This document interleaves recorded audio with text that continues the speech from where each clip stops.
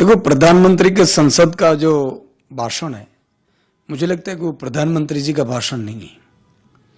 क्या ये कर रहे हैं?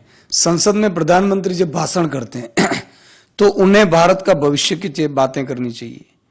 उनको भविष्य युवाओं के बच्चों के लिए, युवाओं के लिए बातें करनी चाहिए। भारत का विजन दिखाना चाहिए। हम टॉप 10 में कैसे भारत विकसित हो, ऐसा विकास की बातें करनी चाहिए।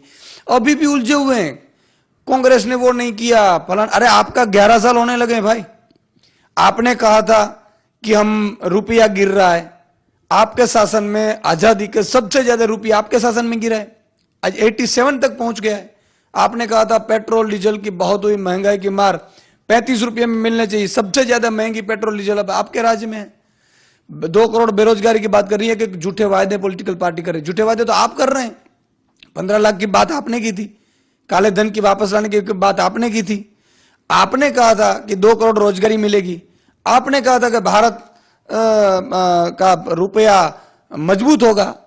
आपने कहा था कि 2022 तक हर गरीब को उनका पक्का मकान दिया जाएगा। आपने कहा था किसानों के कर्जे माफ करेंगे, और आपने कहा था कि 2022 तक किसानों की आय दुगुनी करेंगे। कहां गए सब वादे? झूठे वादे तो आप कर रहे हैं। रही बात शीश महल की ये बात कर रहे हैं, मुख्यमंत्री का आवास।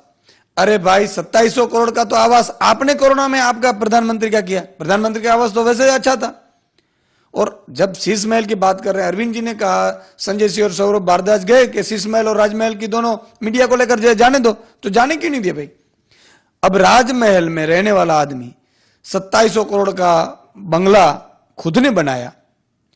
और रही बात 8400 करोड़ के प्लेन की, मनमोहन सिंह जी थे 300 करोड़ के प्लेन में, चार्टर में प्लेन में घूम रहे थे भाई। तो हमारे 80 करोड़ लोग जिस राशन पे अपना गुजारा कर रहे हैं, उनके नेता, उनके राजा 8400 करोड़ के प्लेन, और वो भी डॉलर में खरीदी कर रहे हैं ताकि हमारा रुपया गिर जाए। तो ये तो आप कर रहे हैं।